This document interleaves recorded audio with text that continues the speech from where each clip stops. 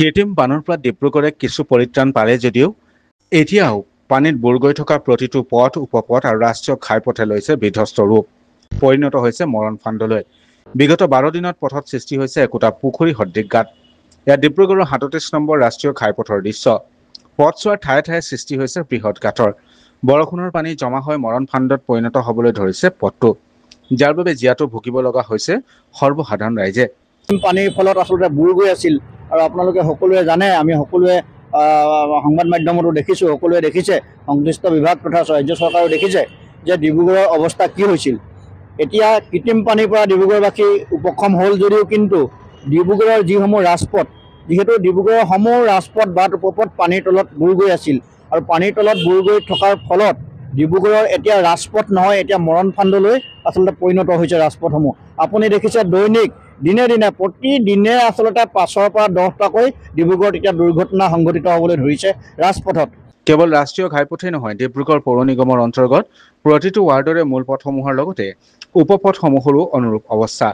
বিধ্বস্ত পথৰ বাবেই সঘন দুৰ্ঘটনা সংঘটিত হৈ আহিছে। শেহতীয়াকৈ মুখ্যমন্ত্ৰীগৰাকীয়ে ডিব্ৰুগড়লৈ আহিছিল বানপানীৰ সময়ত।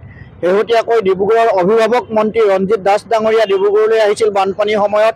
শেহতীয়াকৈ দুৰ্যোগ ব্যৱস্থাপনা মন্ত্ৰীগৰাকী ডিব্ৰুগড়লৈ আহিছিল বানপানীৰ সময়ত।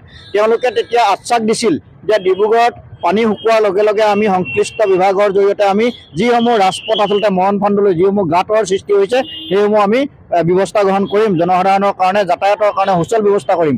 কিন্তু ক'ত যিকোনো সময়তে এনে জৰাজীৰ্ণ পথে যান বাহন আৰোহীয়ে নহয় সাধাৰণ পথচাৰীৰ বাবেও ভয়ংকৰ বিপদ মাতি আনিছে। কিন্তু এই পথসমূহ মেৰামতিৰ ক্ষেত্ৰত কাণসাৰ নাই জিলা প্ৰশাসন আৰু ৰাষ্ট্ৰীয় ঘাইপথ প্ৰাদেশিকৰণ, লোক নিৰ্মাণ বিভাগ, পৌৰ নিগম। বাণীপুৰত আপুনি মই নকওঁ, বাণীপুৰত আপোনালোকে নিজে চাওক, 71 পৰ্যন্ত দ, তাত পুখুৰী সদৃশ গাঁত।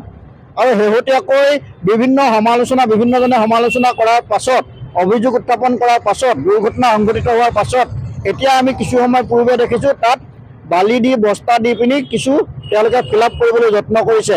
এয়া আচলতে কেনেকুৱা ধৰণৰ কাৰ্য? তেওঁলোকৰ যি ফোপোলা স্বৰূপ, তেওঁলোকৰ এই ফোপোলা স্বৰূপটো উদঙাই পৰিছে বিভাগৰ। সংশ্লিষ্ট বিভাগে এনেধৰণৰ দিয়াৰ ফলত আৰু অধিক তাত দুৰ্ঘটনা সংঘটিত হোৱাৰ আশংকা দেখা গৈছে। গতিকে আমি আহ্বান জনাইছোঁ, মুখ্যমন্ত্ৰীগৰাকীয়ে নিজে যিহেতু এই দায়িত্বত আছে, গতিকে যিটো 37 নং ৰাষ্ট্ৰীয় ঘাইপথেই নহয়, 37 নং ৰাষ্ট্ৰীয় ঘাইপথকে ধৰি ডিব্ৰুগড়ৰ যিসমূহ বাট উপপথসমূহ আচলতে যি মৰণ ফান্দলৈ পৰিণত হৈছে এইবোৰ সোনকালে ব্যৱস্থা গ্ৰহণ কৰক।